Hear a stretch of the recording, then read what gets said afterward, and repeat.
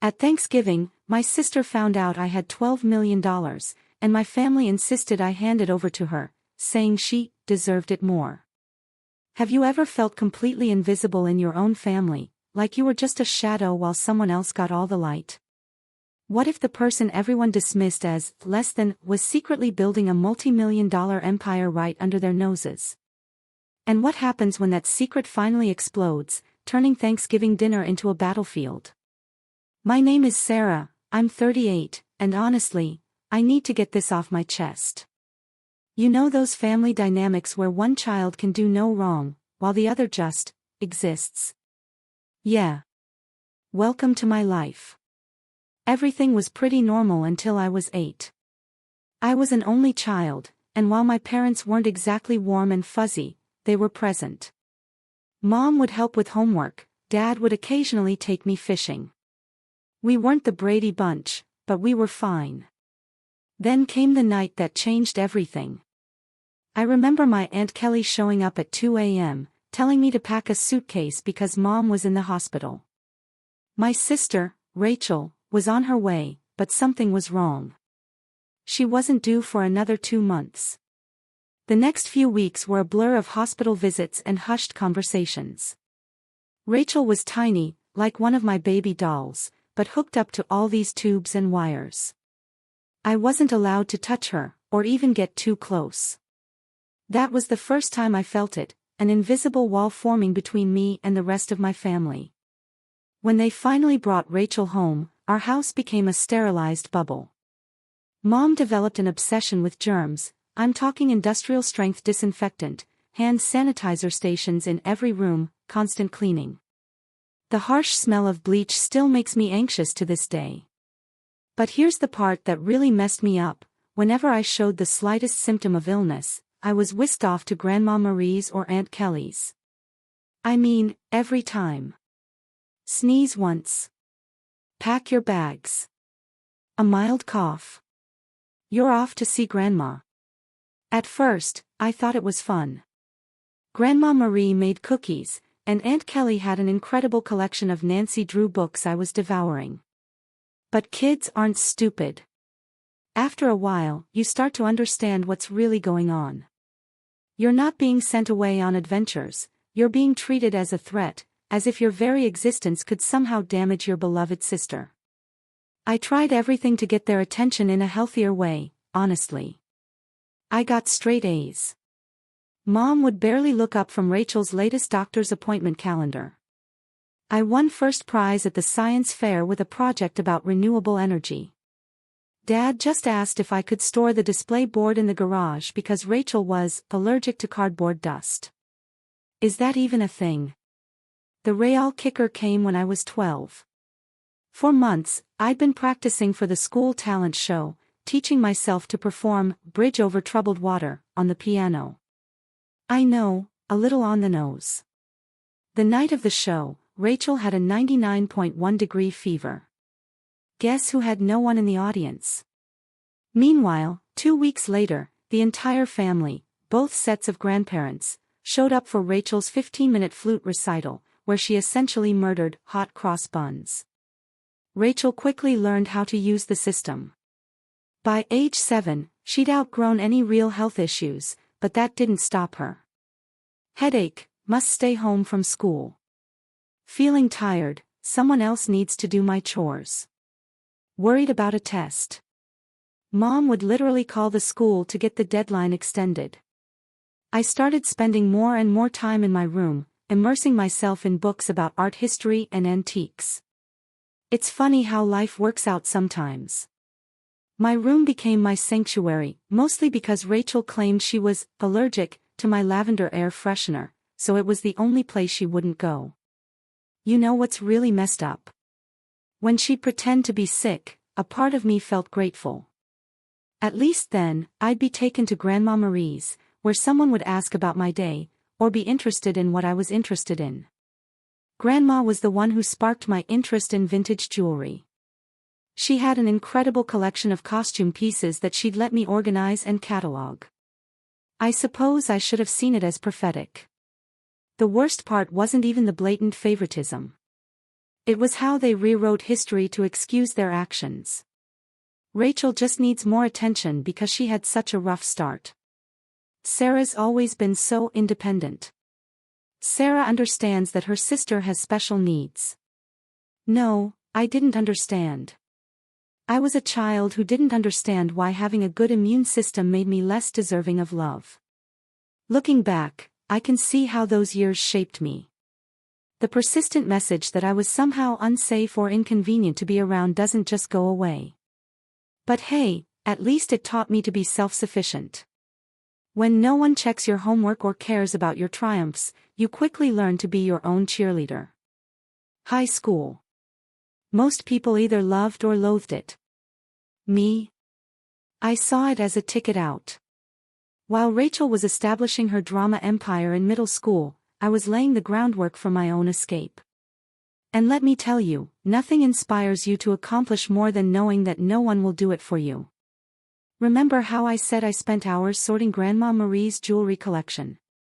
That taught me a valuable lesson, the need for systematic organization and attention to detail.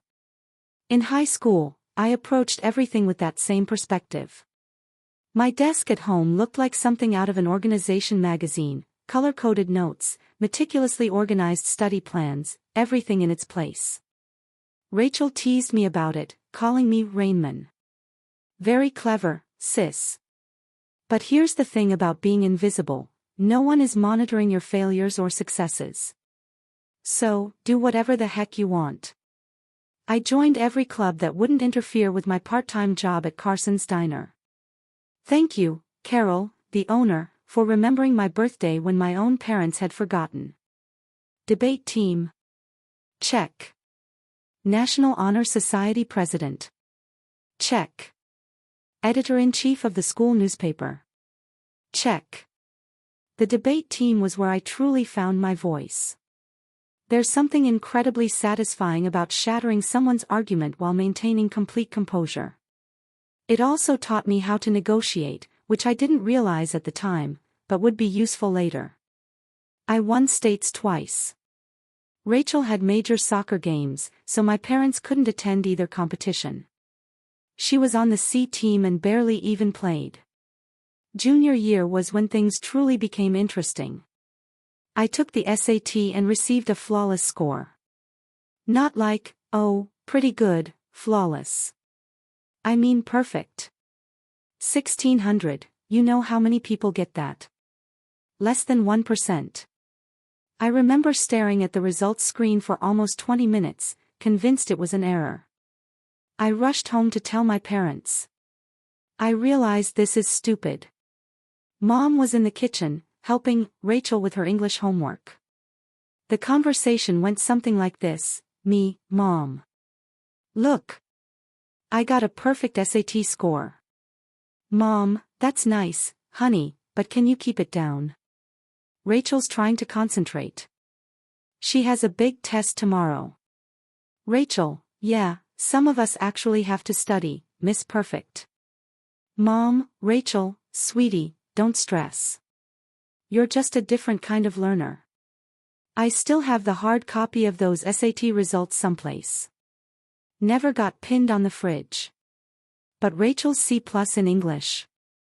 That infant received Primo Refrigerator real estate, complete with a "We're so proud of you" magnet. College applications. The process was interesting. I applied to 15 schools without informing anyone.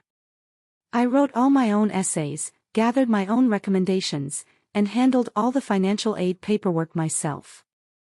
My guidance counselor, Mr. Chen, was the true MVP. My parents were too busy to help me with the FAFSA, so I stayed late after school. Then the acceptances started arriving: Harvard, Yale, Princeton, Michigan. And each one came with a scholarship offer. I stored them all in a locked box under my bed, knowing what would happen if Rachel discovered them. They'd suddenly shift their focus entirely to her. But if Sarah goes to Harvard, I'll be all alone, or some nonsense like that. The day I received my full ride offer from UMich, Rachel joined JV cheerleading. Guess which one was celebrated with a family feast? Hint, I had microwave mac and cheese in my room while they went to Olive Garden. But you know what? The scholarship was my golden ticket. Tuition, lodging, board, all included, plus a book allowance. I could finally leave that house where I was either invisible or inconvenient. The day I received my acceptance package, I went to my favorite spot in the local library, a fourth-floor window seat overlooking the park, and grieved for an hour. Not sad tears. Those were tears of relief. When I told my parents at supper that I was going to UMich, they were ecstatic. Michigan. But that's so far. What if Rachel needs you? Mom replied. I hope you're not expecting us to help with expenses. Rachel's cheerleading competitions are very costly. Rachel, of course, burst into tears. Oh my God. Finally. Can I have your room? I need space for my TikTok videos. The summer before college, I worked double shifts at Carson's Diner to save money. Carol, bless her heart, always gave me extra tips and made sure I got to take home leftover pie. At the conclusion of my shifts, she also taught a vital skill: how to recognize genuine people in a society full of fakes. Baby, she'd tell me, in diners and in life, the ones making the most noise usually have the least to say. Move-in day at UMich. My folks couldn't attend because, surprise, Rachel had a cheerleading competition. Aunt Kelly drove me instead, helped me set up my dorm room, and gave me a $500 envelope. Your Grandma Marie wanted you to have this, she told me. She's so proud of you. Later, I learned that Grandma had been saving that money from her Social Security checks for months. That first night in my dorm room, I promised myself I was going to create such a wonderful life that being overlooked would be inconceivable. Not for vengeance, nothing to prove to my family. But for that 8-year-old girl who used to get sent to Grandma's house for sneezing. College went by in a flurry of all-nighters, instant ramen, and heavenly independence. I graduated summa cum laude from the University of Michigan. Not that my folks noticed, they were too busy helping Rachel transfer to her third college in 2 years. But this is where the plot takes an unexpected turn. I got an entry-level job at Everett and Phillips Auction House in Detroit. I won't use the real name for obvious reasons, but if you're in the business, you probably know who I'm talking about. A genuine high-end establishment. Many old money clients. That type of transaction. I began with their estate sales business, which involved documenting the belongings of wealthy individuals after their deaths. Not exactly glamorous, but it paid the bills. My first several months were very standard, logging countless china sets, categorizing vintage furniture, and so on. Next came the Kingston estate. Mrs. Kingston was an elderly widow who had died with no children, leaving behind what everyone assumed was a huge collection of costume jewelry. Rooms filled with the material. This is where those hours at Grandma Marie's came in useful. I'm looking through this stack of jewelry when something catches my attention. It's an Art Deco brooch. Nothing really showy, yet something about it felt different. The weight was unsuitable for costume jewelry. The clasping mechanism was far too complex for a copycat. I believe I spent my whole lunch break that day researching old jewelry makers' marks and signatures. I ended up staying late at the office to use the company's membership to several antique jewelry databases. The more I looked, the more certain I got, this was not costume jewelry. It was the real stuff. The problem was, I was the new girl.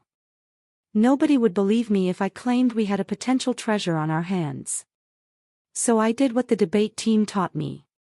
I meticulously prepared my argument. I spent 2 weeks during lunch breaks and evenings learning everything I could about Art Deco jewelry authentication. I even used some of my pitiful excuse for savings to pay for an online gemology course. Finally, I mustered the guts to approach my boss, Mr. Harrison. I brought the entire presentation, which included comparative images, historical documentation, and the works.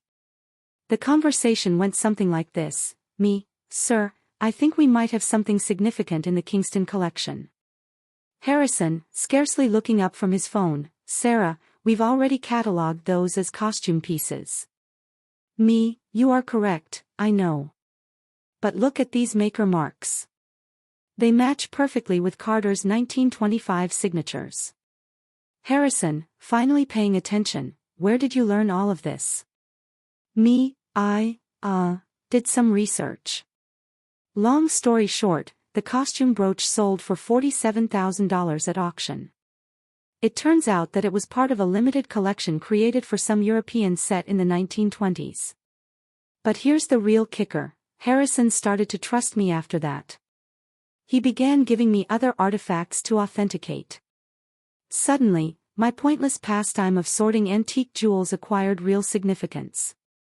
I devoted myself to learning everything I could about vintage jewelry. I took every online course I could afford. I spent weekends at estate sales, researching items. I even began a small notepad to document various authentication procedures. My apartment looked like a jewelry scholar's fever dream, with walls covered with printouts of vintage hallmarks and certification guidelines. The auction house started getting results. I was discovering important items that others had overlooked, developing contacts with collectors, and knowing the market. My commission checks became larger. For the first time in my life, I was not simply surviving, I was also saving money. My family was still remarkably uninterested. At Sunday dinners, which I still went to like a fool, the discourse went like this: Mom, Sarah's still at that antique shop, right? Me, auction house, and yes, actually, I just authenticated a rare Tiffany piece. Rachel interrupts, oh my God. Speaking of jewelry, you guys have to see this charm bracelet I bought at the mall. But I didn't care anymore. For once in my life, I had discovered something wholly mine, something I was actually excellent at, something unrelated to being Rachel's sister. Then came the Rothschild collection. This was about 2 years into my employment at the auction business. A massive estate. Old money family. There was a lot of buzz in the industry. I was part of the team that cataloged their jewelry collection, and that's when I noticed it, a fairly commonplace Art Nouveau piece that everyone else had missed. I spent 3 days investigating it. I barely slept. It turned out to be a piece from a famous French jeweler's private collection, which was supposed to have been lost during World War II. When it sold at auction for $238,000, Harrison summoned me to his office. I believed I was being promoted. Instead, he said something that completely changed the situation. Sarah, you're wasting your talent here. You should be running your own authentication business. Initially, I shrugged it off. Me. Start a business. With what money? However, the notion took root. I began doing modest freelance authentication projects on the side. Word spread that I had a terrific eye. Private collectors began contacting me directly. One night, I was sitting in my modest apartment, surrounded by jewelry manuals and authentication tools that I had gradually accumulated, when I had an epiphany: this is something I could actually do. I could create something on my own. So I did what any reasonable person would do. I took out a large debt against my car. I emptied my savings account. I rented a small office space in a less desirable area of town. People believed I was insane. Perhaps I was. I transformed a storage room above a Chinese restaurant that was about the size of a college dorm room. The rent was low because it always smelled like Kung Pao chicken, and the Wi-Fi only functioned if you sat in the corner by the window. But it was mine. The first few months were interesting, and by interesting, I mean scary. I'd awaken at 4 a.m. with cold sweats, calculating how many months until my savings ran out. Loan payments felt like a rope around my neck. My office furnishings comprised of a card table I purchased from Goodwill and a chair I literally found on the curb. Don't worry, it was thoroughly cleaned. However, in the world of high-end jewelry, reputation and contacts are everything, and my experience at the auction house provided me with both. I started small, doing authentication work for local antique dealers. My fees were lower than the larger organizations, but my attention to detail was becoming known. Word spread. 6 months later, a watershed moment occurred. A dealer I had dealt with at the auction house inquired about a collection of Victorian-era brooches. The owner requested confirmation before selling. It turned out to be a massive collection with pieces from 3 generations of families. I worked on it for 2 weeks straight, rarely sleeping, documenting everything. I discovered 2 extremely rare pieces that had been misinterpreted as later replicas. The owner was so delighted with my detailed analysis that she not only paid my fee but also offered me a 10% commission when the piece sold. That commission? $86,000. More money than I had earned in the preceding 2 years combined. Suddenly, my phone rang a lot. Private collectors heard about my knack for finding missed pieces. Estate lawyers seeking advice on inherited jewelry. Even my previous auction house began sending me authentication work. I'm quite sure Harrison was secretly helping spread the news. Thanks, boss. By year 2, I'd hired my first employee, Jenny, a fresh gemology graduate who reminded me much too much of myself at that age. She was extremely intelligent, yet she was neglected since she was quiet. She is now my head of authentication and is well worth her weight in gold. The firm expanded quicker than I could have predicted. We moved to a proper office downtown. Goodbye, Kung Pao chicken odor. I created a team of specialists. I've earned a reputation for finding misplaced items. You wouldn't believe how many important historical jewelry items get misinterpreted as costume jewelry in people's attics. Keeping it secret from my family, however, came with its own set of obstacles. The bigger we became, the harder it became to keep it a secret from them. They still thought I worked in an antique shop. Rachel would make these sarcastic remarks during family dinners. Rachel, Sarah, I have some old jewelry I was going to donate to Goodwill. Maybe your little shop would want it. Me, having just authenticated a $1.2 million Faberge item that morning, sure, I'll look into it. Mom would continue to introduce me to everyone. This is my other daughter. She works with old jewelry or something. Meanwhile, I was quoted in Forbes, luckily under my company name, and we had recently built our 3rd office. What's strange about it? Keeping the secret became almost enjoyable, like this private joke with myself. I'd sit at Sunday dinner in my Target discounted outfit, really, Chanel, listening to Rachel speak about her entry-level marketing job, knowing I just closed a deal for more than her annual income. I even started playing tiny games with myself, such as wearing authentic Harry Winston pieces to family gatherings and seeing whether anyone noticed. They never did. Rachel once spent 20 minutes showing off her expensive $200 Michael Kors watch. I was wearing a vintage Patek Philippe that cost more than her car. The real challenge was managing growth. By year 5, we'd established offices in Detroit, Chicago, and New York. I spent more time on airplanes than in my own bed. We built a reputation for discretion. It turns out that many wealthy people want their jewels verified without the rest of the world knowing. The money was enormous. For example, we needed to hire a large team of financial advisors. Nonetheless, I maintained a relatively modest lifestyle. I purchased a nice but not flashy house in a desirable neighborhood. I drove a high-end but not obvious car. The only place I truly splurged. My home office, advanced authentication equipment, the most effective security system money can buy, and a custom-built vault to make Fort Knox envious. What's with the irony? They believed I was being frugal by aiding them. Mom would remark things like, "It's so sweet of Sarah to help out. She must be eating nothing but ramen to manage it." Meanwhile, I had just validated a collection which earned me a commission greater than their mortgage. You know what's strange about success? The more you have, the more difficult it is to explain to others who have always perceived you as inferior. It's like explaining color to someone who has only seen black and white. They lack the necessary context. But by this stage, my company was doing really well. We had the Midwest's high-end jewelry authentication industry cornered, and our reputation was solid gold, pun intended.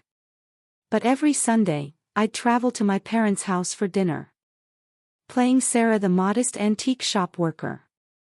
The cognitive dissonance was becoming ludicrous.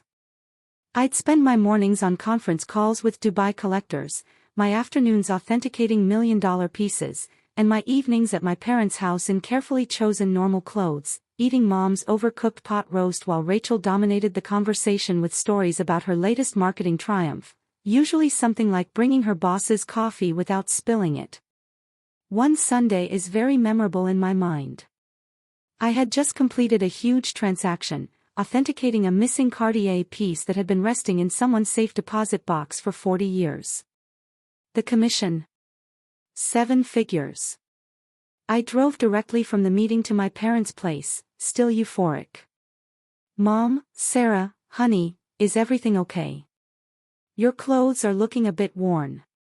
Me, oh, trying to save money, I said, wearing a $3,000 cashmere sweater that I had purposefully chosen for its subtle appearance. Rachel, well, if you'd gotten a real job instead of playing with old jewelry. Dad, Rachel, be nice. Not everyone can be as successful as you. I almost choked on my pot roast, trying not to laugh. Around this time, anonymous monthly payments to my parents began.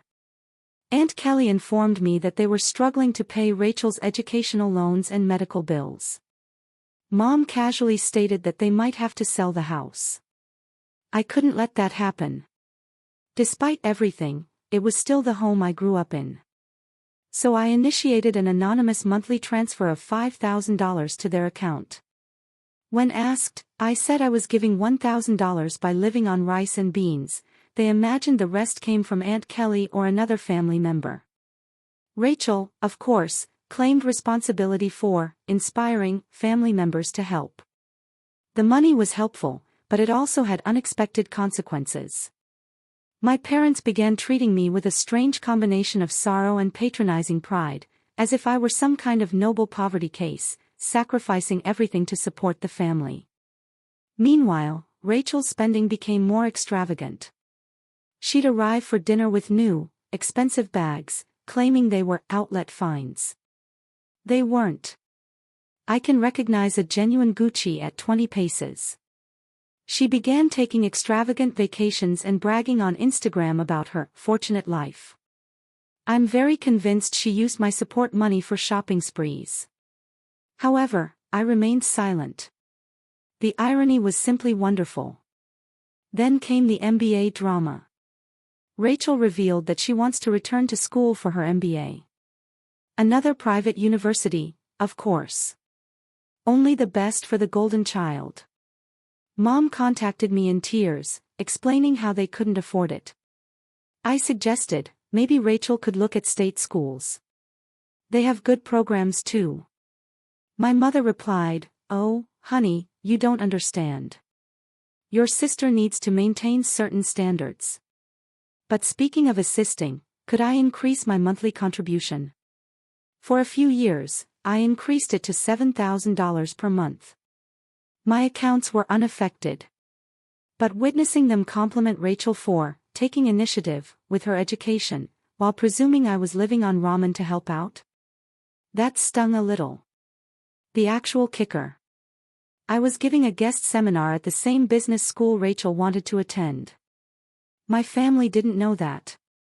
The dean personally invited me to give a lecture on luxury goods authenticity and business growth. I had to come up with an excuse as to why I couldn't attend Sunday dinner that week. My own achievement started to feel like a distinct life, as if I were some kind of corporate superhero with a hidden identity. By day, I was running a multi-million-dollar authentication business. By night, well, on Sunday evenings, I was just Sarah, the disappointed daughter who worked at an antique shop. Thanksgiving. The weight of the untruth was becoming heavier. Rachel made rude remarks about my career on multiple occasions. Each time Mom apologized to her friends for my modest lifestyle. Every time Dad suggested I get a real job.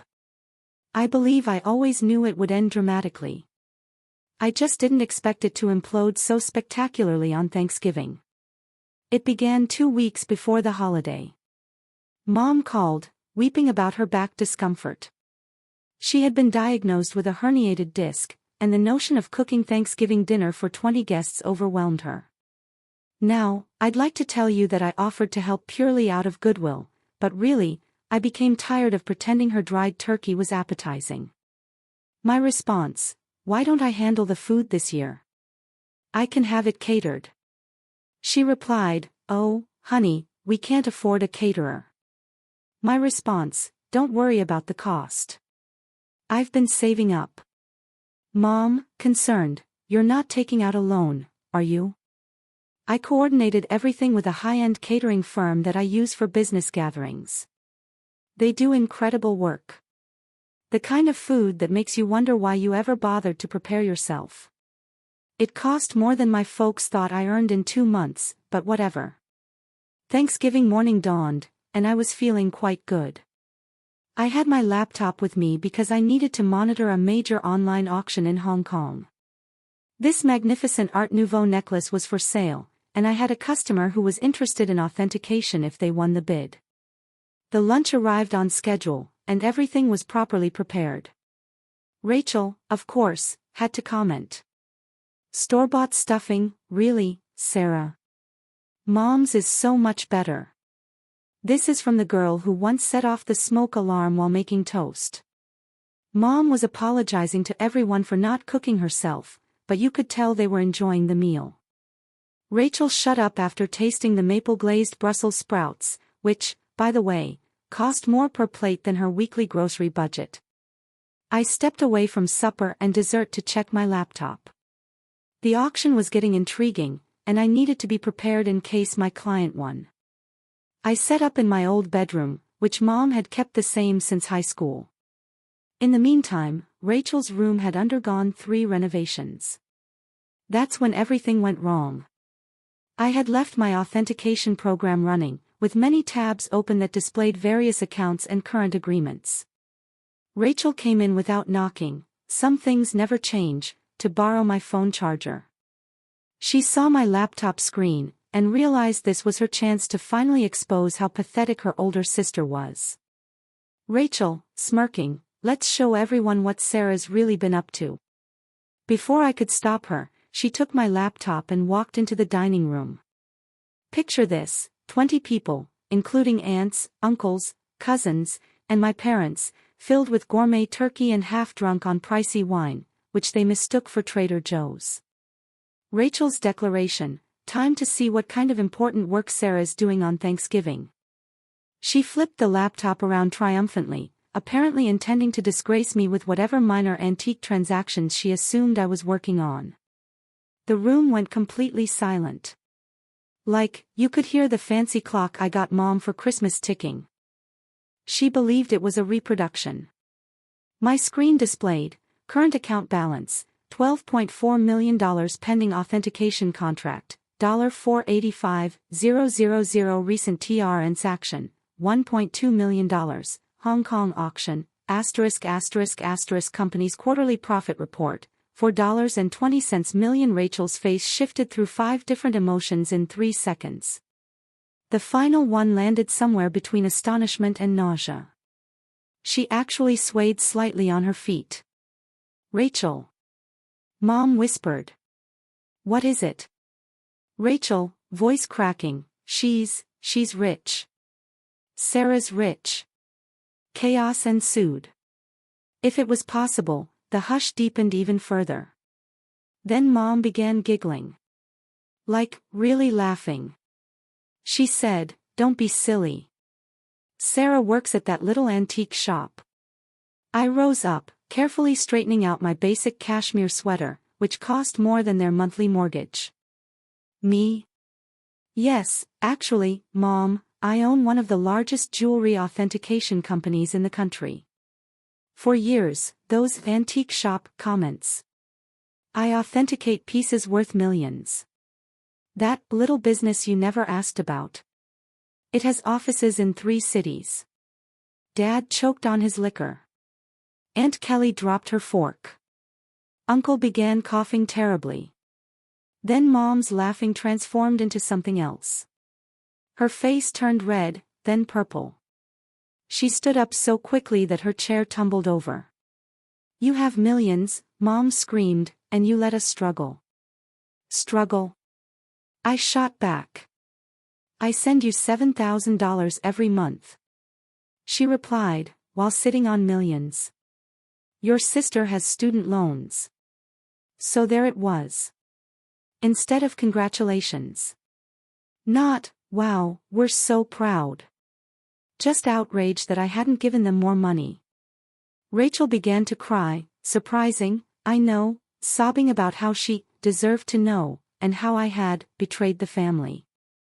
Dad joined in. My dad, I thought, how could you be so selfish? That was when I lost it. Years of being disregarded. Years of dismissal. Years of being considered a family disappointment. Everything poured forth. Raised me. You shipped me off to grandma's every time I sneezed. You missed every achievement, every award, every milestone because Rachel might feel left out. You never saved a penny for my college but took out loans for her private school.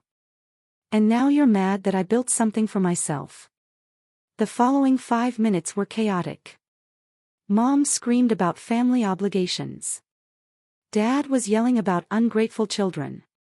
Rachel alternated between sobbing and demanding to know just how much money I had. Meanwhile, the fancy catering team attempted to serve dessert while seeming exceedingly uncomfortable. I grabbed my laptop, took my Hermes bag, which Mom had previously commended as a nice replica, and walked out. Behind me, I could hear Mom discussing how to spend my money, something about Rachel's MBA and a new car.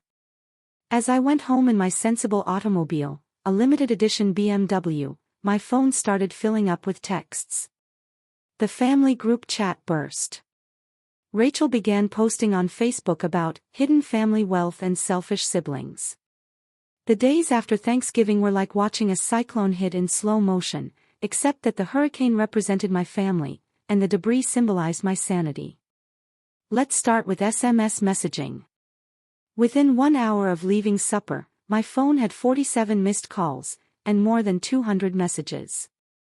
Mom followed this intriguing progression, *7:42 p.m., how dare you walk out on family? *8:15 p.m., we need to talk about this like adults. *9:03 p.m., your sister deserves a share of your success. 10:30 p.m., I've already called a realtor about houses in better neighborhoods. 11:45 p.m., why aren't you answering? This is your mother. Meanwhile, Rachel had become a full-fledged social media fighter. She wrote an enormous rant on Facebook about how her millionaire sister had been hoarding wealth while watching her beloved family struggle. The comments section was insane. Distant cousins and former high school classmates whom I hadn't spoken to in years suddenly formed strong ideas about my moral character. But this is the bit that really grabbed me, Rachel actually posted, all those years of me trying to help Sarah's career, giving her advice about moving up from that little antique shop, and she was secretly wealthy. The betrayal hurt so much I nearly threw my phone across the room. What was the only career advice she ever gave me? She suggested I try selling jewelry on Etsy. If you're unfamiliar with the term, flying monkeys occur when toxic family members send others to guilt-trip you. Aunt Susan, whom I saw maybe once every 3 years, called to inform me that family is everything. Uncle Bob, who I'm pretty sure still believes I'm 12, emailed me a lengthy lecture on the importance of sharing wealth. Even my third cousin's wife's sister, how did she acquire my number? Felt compelled to express her thoughts on family obligation. But the real fun began when they arrived at my workplace. I arrived on Monday morning to find Mom, Dad, and Rachel sitting in our reception area. They informed Jenny, my receptionist, that they had an appointment for authenticating services. Rachel clutched her Michael Kors bag as if it was genuinely worth something. The conversation went about as well as one would expect. Mom, we've discussed it as a family. Me, a family discussion without the family member you're discussing. Mom, ignoring me, and we think it's only fair that you set up trust funds for everyone. Rachel, I need at least $2 million to start my new life properly. Dad, and your mother and I would like to retire. We're thinking a beach house in Florida. Me, did you miss the part where I've been sending you $7,000 monthly? Rachel, that's nothing compared to what you have. You owe us. Me, you think I owe you for what, exactly? The years of being ignored. The missed graduations. The constant comparisons. Mom, don't be dramatic, Sarah. We gave you everything. Me, no. I gave myself everything. And you know what? I'm done. Right there, in my own office lobby, I took out my phone and canceled the monthly transfers to their account. Mom gasped as if I'd slapped her. Rachel began her phony crying performance but quickly stopped when she saw it wasn't working. Then things became ugly. They refused to leave. I had to contact security. Seeing my 60-year-old mother being dragged out while yelling about ungrateful children was bizarre. Jenny asked whether I wanted to press charges. I said no. However, I did have their names placed on the building's do not admit list. The harassment lasted for weeks. New telephone numbers, fake email addresses, even tried to contact me through my company's customer service. I finally had to issue a formal legal notice threatening harassment charges.